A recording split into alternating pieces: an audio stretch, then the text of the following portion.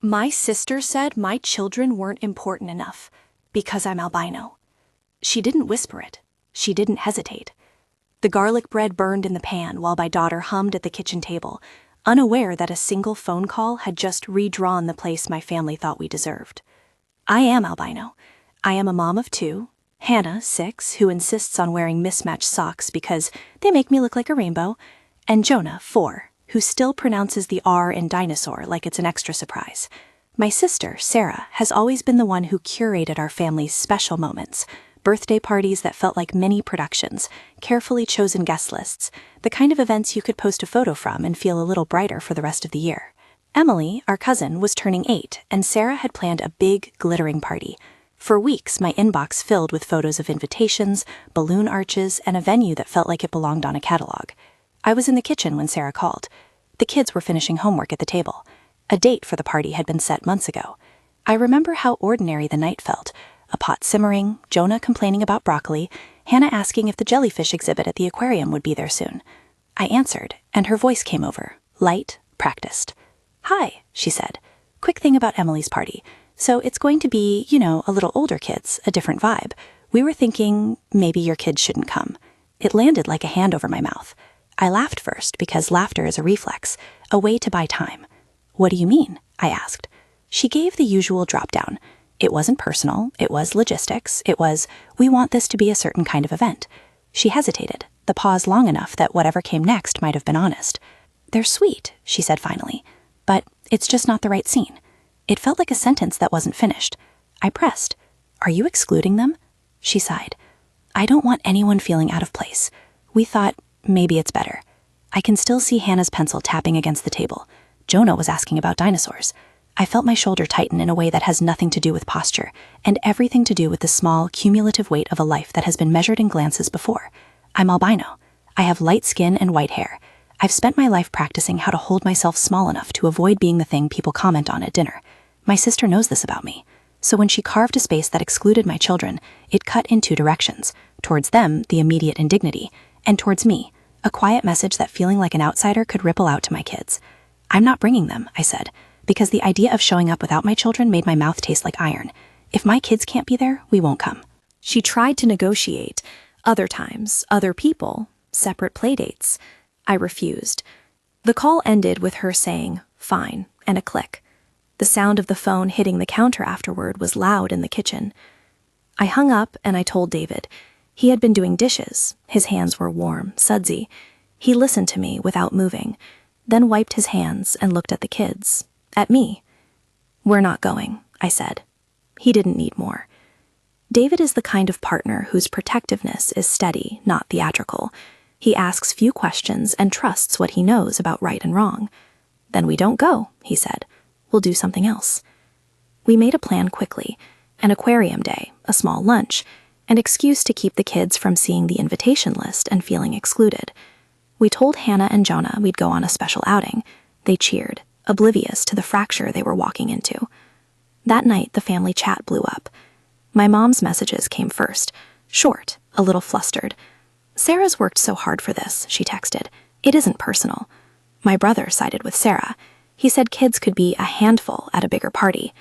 In the group thread, emojis multiplied like confetti, but there were undertones. A mother defending her daughter's choices, relatives quietly aligning. I write the messages in my head as if they were physical things. The okay from my cousin, the shrug emoji from an aunt, the voice of my mother in voice notes saying, "You know how she is." None of it felt like defense. It felt like dismissal. I wanted to argue, to unpack, to prove that this was not about bad behavior or hyperactivity. It was about a decision that seemed to reflect more than logistics.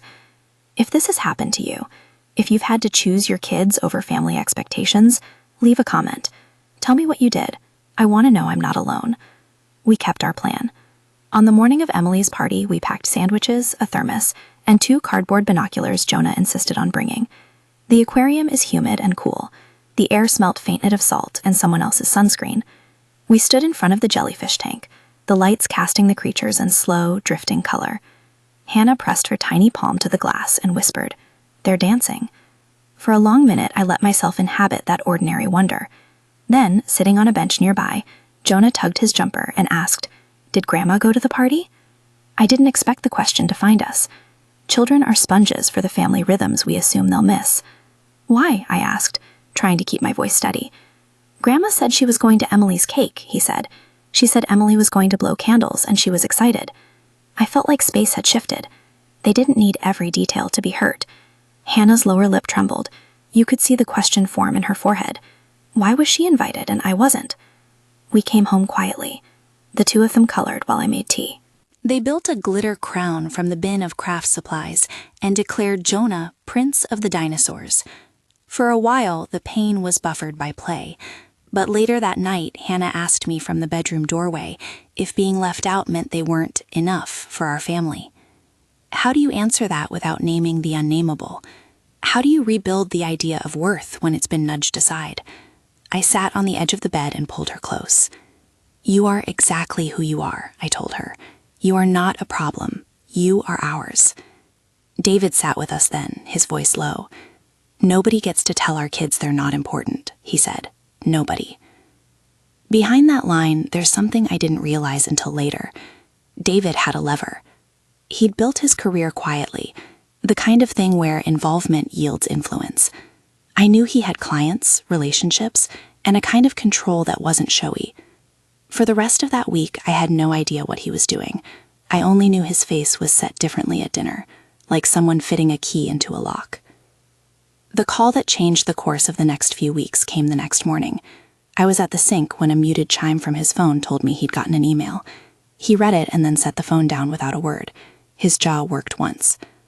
Do you want coffee? I asked, because asking is a way to make conversation when words are heavy. No, he said. He walked into his home office after breakfast, closed the door, and for the first time in our marriage, I felt the shape of something decisive. I didn't ask what he was about to do. That was his role. A day later, the family chat exploded again, but this time with a different flavor. There were phone calls. My mother texted furious, asking him to think about the ramifications. Cousins who had been quiet started to voice annoyance at what they called difficulties. Someone said, this is going to affect Mark, and a bunch of questions about business and fairness poured in. He had made a business decision.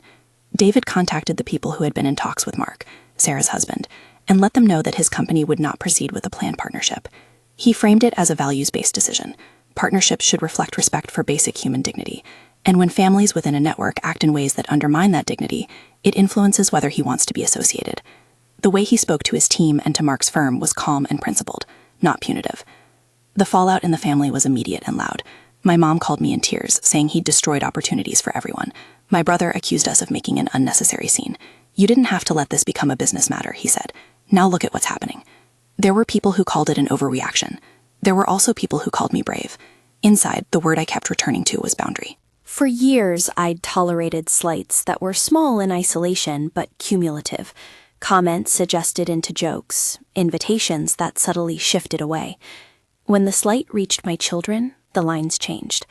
The decision to refuse the party was one thing. The decision to accept the cost of setting a boundary was another.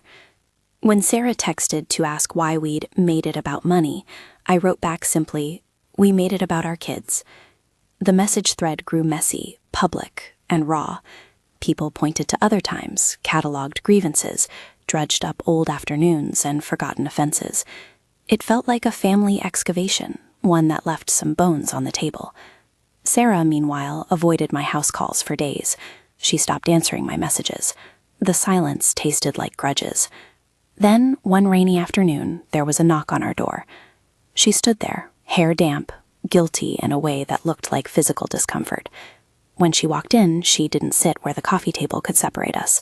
She took a step forward, held out her hands, and they trembled. I was terrible, she said before I could find words. I didn't think. I said a selfish thing.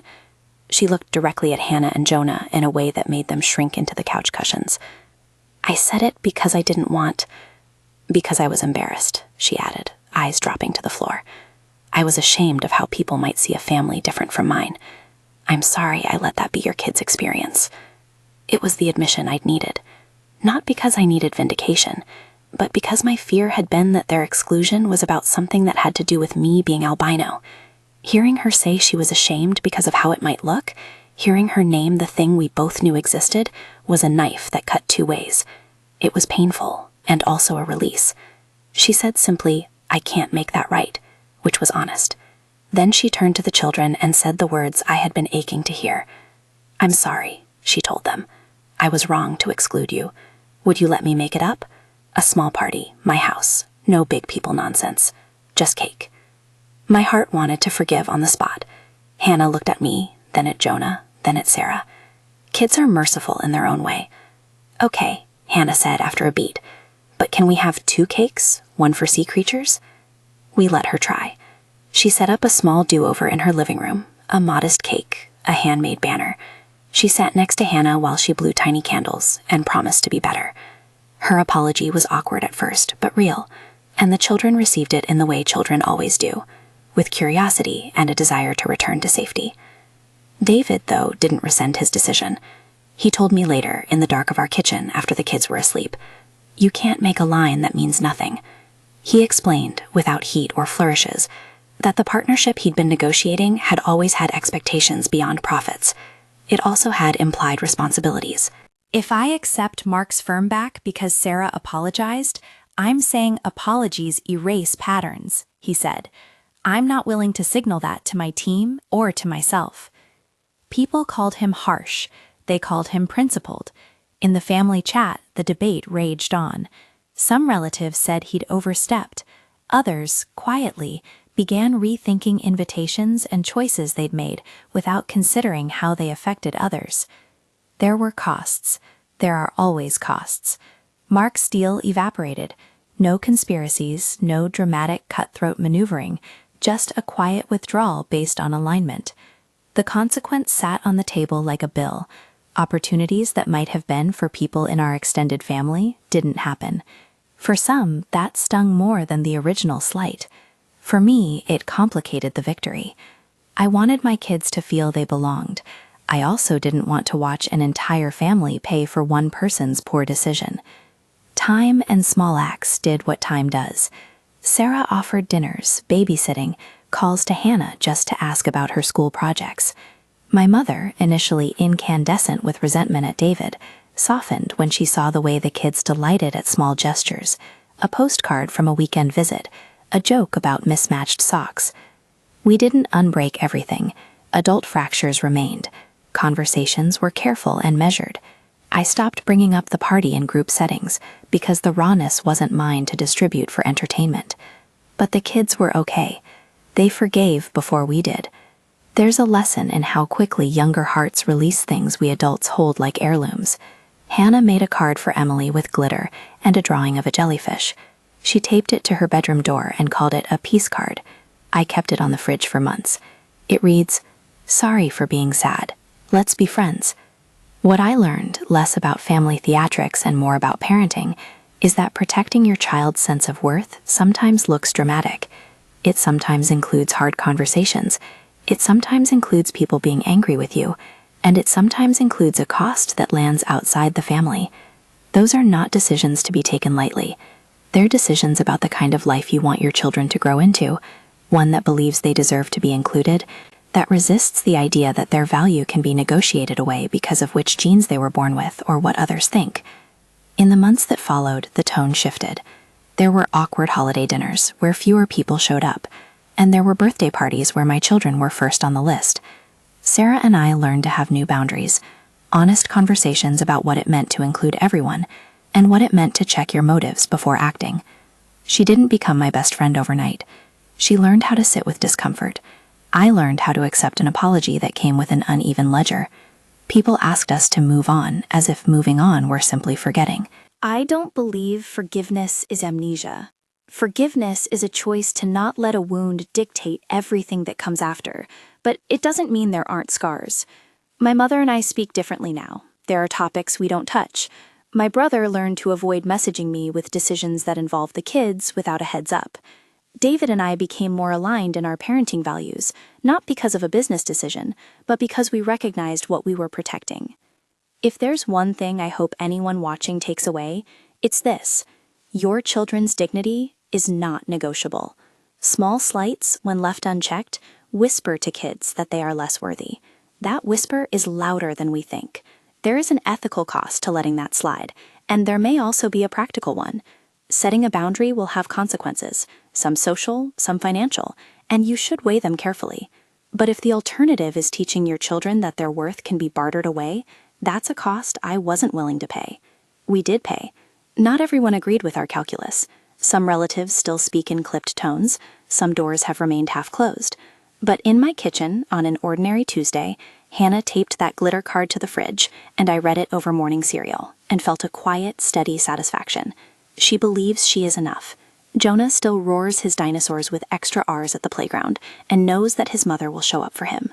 Sarah still comes over sometimes. It's smaller now, less choreographed, more honest. Once, when we were doing laundry together, she sighed and said, "I was so worried about appearances." I looked at her and answered, "Appearances are fragile. People are not."